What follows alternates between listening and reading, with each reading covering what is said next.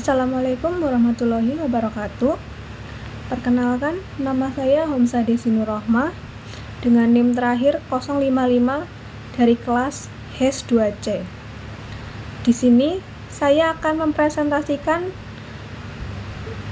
dengan judul Peran Pemerintah dalam Kerangka Ekonomi Islam.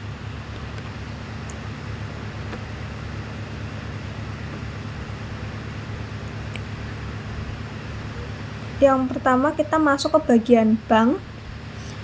Bank adalah badan usaha yang menghimpun dana dari masyarakat dalam bentuk simpanan dan menyalurkannya dalam bentuk kredit atau bentuk lain. Bank berperan sebagai lembaga intermediasi keuangan menghubungkan pihak yang memiliki kelebihan dana dan pihak yang membutuhkan dana.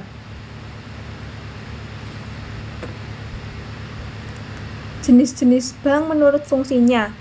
Jadi di sini berdasarkan UU Pokok Perbankan Nomor 14 Tahun 1967, jenis bank menurut fungsinya ada 7. Yang pertama bank umum, yang kedua bank pembangunan, yang ketiga bank tabungan, yang keempat bank pasar, yang kelima bank desa, yang ketujuh lumbung desa, dan yang terakhir bank pegawai. Baik, lanjut. Namun setelah UU Pokok Perbankan Nomor 7 tahun 1992 dikeluarkan dan diperkuat dengan Undang-Undang Republik Indonesia Nomor 10 tahun 1998,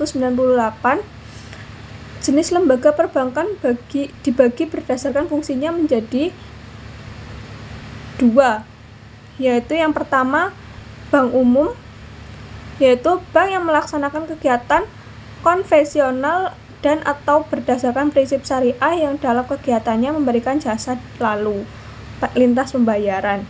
Yang kedua bank BPR atau Bank Perkreditan Rakyat.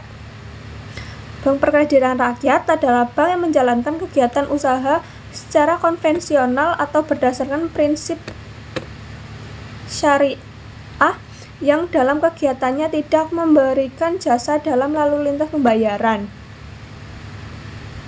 Lanjut, di sini ada jenis-jenis bank menurut kepemilikannya. Bank kepemilikannya yaitu yang pertama bank milik pemerintah, yaitu bank yang didirikan dan dimiliki sepenuhnya oleh pemerintah Indonesia, sehingga segala keuntungan yang diperoleh menjadi milik negara atau milik pemerintah Indonesia. Contohnya ada BNI, ada BRI, ada Bank BTN, Bank Mandiri.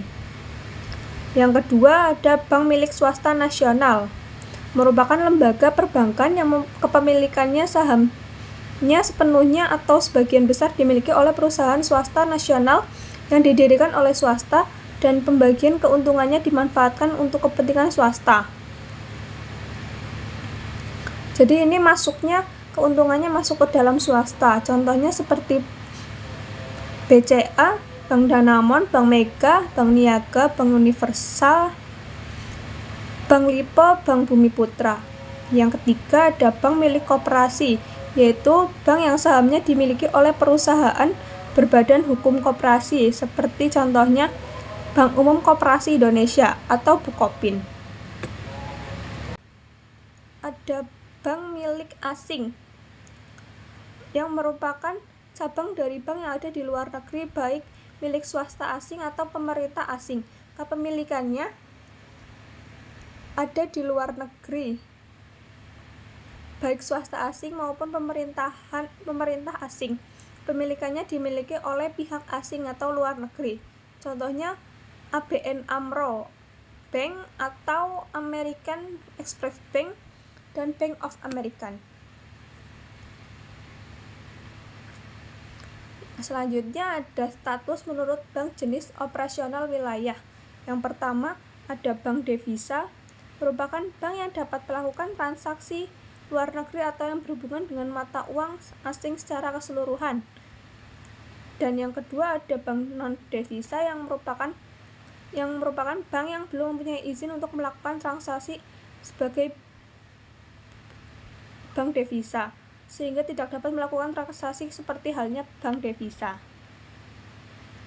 Selanjutnya ada bank menurut penciptaan uang, yaitu ada bank primer, bank yang menciptakan uang kapital seperti logam maupun kertas, dan uang giral, cek maupun biljet giro.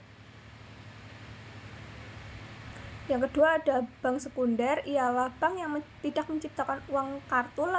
Bank ini hanya berperan atau bertugas sebagai perantara kredit dan simpan pinjam saja. Baik, selanjutnya ada jenis bank berdasarkan penentuan harganya. Dibagi menjadi dua, yaitu bank prinsip konvensional barat. Dalam mencari keuntungan dan penentuan harga kepada para nasabahnya, bank menerapkan prinsip konvensional menggunakan dua metode, yaitu menetapkan metode bunga untuk proses simpanan seperti giro, tabungan, maupun deposit. Demikian pula ditentukan berdasarkan tingkat suku bunga tertentu. Penentuan harga ini dikenal dengan istilah spread base. Terus ada untuk jasa-jasa bank lainnya, pihak perbankan konvensional menggunakan aturan persentase tertentu. Sistem pengenaan biaya ini dikenal dengan istilah fee base. Selanjutnya ada bank yang berdasarkan prinsip syariah. Bank berdasarkan prinsip syariah adalah aturan perjanjian berdasarkan hukum istilah antara bank dengan pihak lain untuk menyimpan dana atau pembiayaan usaha atau kegiatan perbankan lainnya dalam menentukan harga atau mencari keuntungan. Bagi bank yang berdasarkan prinsip syariahnya sebagai berikut: pembiayaan berdasarkan hasil bagi. Yang kedua ada pembiayaan berdasarkan prinsip penyataan modal. Yang ketiga prinsip jual beli barang dengan memperoleh keuntungan.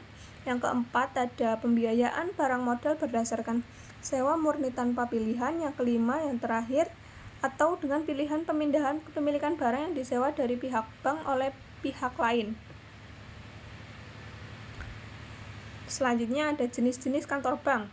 Yang pertama ada kantor pusat, kedua ada kantor cabang penuh, yang ketiga ada kantor cabang pembantu, dan yang keempat ada kantor kas. Kesimpulannya, di sini perbedaan jenis bank dapat dilihat berdasarkan fungsi kepemilikan, status, penciptaan uang, dan berdasarkan penentuan harga. Dari segi fungsi, perbedaan yang terjadi terletak pada luasnya kegiatan atau jumlah produk yang dapat ditawarkan hingga kejangkauan wilayah operasinya. Kemudian, kepemilikan perusahaan dilihat dari segi kepemilikan saham yang ada serta akte pendiriannya. Dari segi status, terdapat dua macam, yaitu bank devisa dan bank non-devisa. Dari bidang penciptaan uang, ada dua macam, yaitu primer dan sekunder.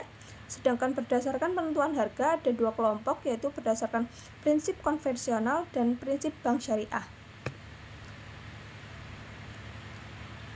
Sekian kurang lebihnya presentasi dari saya, dari presentasi di atas. Kurang lebihnya saya mohon maaf. Wassalamualaikum warahmatullahi wabarakatuh.